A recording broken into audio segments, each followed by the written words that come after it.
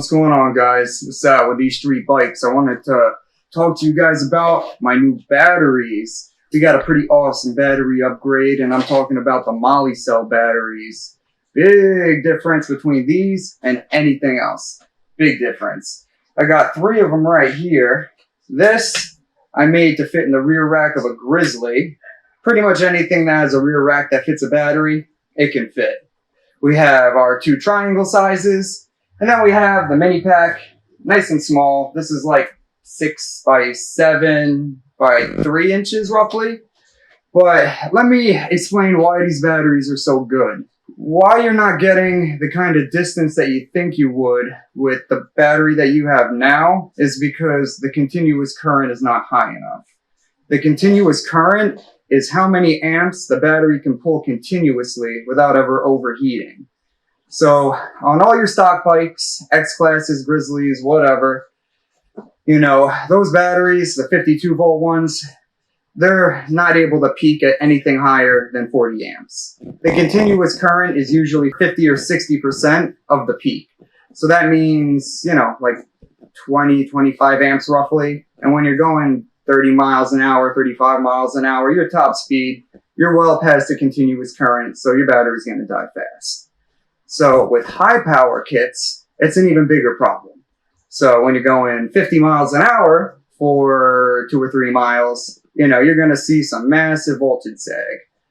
But these Molicel batteries, all the ones in my store, they peak at least 300 amps. So the continuous current is around 160, 170 amps.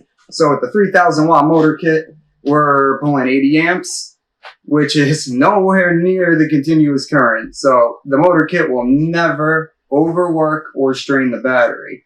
That's why these are so good. But also, you might even be getting a higher top speed and better performance out of them because of that high amp output. So we have a 21 amp hour triangle battery, which is right here. It's probably been one of the best sellers ever since I got the Molicel batteries. They're lasting as long as 2 of my old NB power batteries on a Datex. As long. And that's all because of their high amp output. Even with 2 batteries on a Datex, it's still not completely a parallel connection. Parallel connection doubles the amperage. So if your batteries can do 80 amps, doubled, 160 amps, well, even the Molicel battery is still better than a parallel connection if you were running them parallel. These things are definitely a game changer. You know, they might be a little on the pricey side, but they're going to last you much longer than any other battery that you could possibly get when it comes down to its lifespan and to the distance. Plus, if you ever wanted to get a 5,000 or an 8,000 watt kit, you can still run the battery off that because it's so strong. So these Molicel batteries actually have a different connector. I've been using XT60 and 90 for a while, but this is called the QS8. It's like a massive XT90. It takes 8 gauge wire, so we're sending a whole lot more current to the controller a lot harder.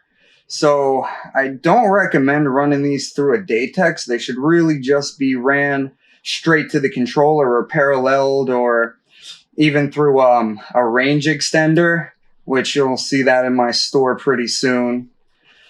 So these things are definitely pretty awesome, especially how large these are. Just like take a look at this. These connectors are so fat. Loving it. But there was one more thing I wanted to explain to you guys, and this is how to shop for a battery. How do you know what battery is going to be good for your motor kit? So when you're shopping for a battery, the most important thing to know is the continuous current. Every battery has a continuous rating, whether it says it or not. Amazon, Alibaba, and AliExpress are terrible places to buy batteries. None of them, you'll never see any of them with a continuous current rating, which I explained a second ago exactly what that is, but you want the continuous current of your battery to be equivalent or more than the peak current of your controller. You do not want to match an 80 BMS battery with a 80 amp controller. 80 BMS, unless maybe it says continuous 80 amp BMS, but still, you want it to say an 80 amp continuous current, because having an 80 amp peak, the battery can only maintain the peak for just a few seconds. So that's not a very good way to pair a battery. You're going to trip the BMS system, and it's going to murder your battery. It's going to die very fast. The lifespan of it is going to be very short. So it's something to keep an eye out for. I do recommend staying away from most Chinese batteries too. Like, you do have some brands here and there that are good, like the MB Power batteries. They're pretty good. I'm not really sure of any other brands out there that are good and coming from China, but I'm sure they're out there. But be sure to stick with the continuous current of your battery being equivalent to or more than the peak of your controller.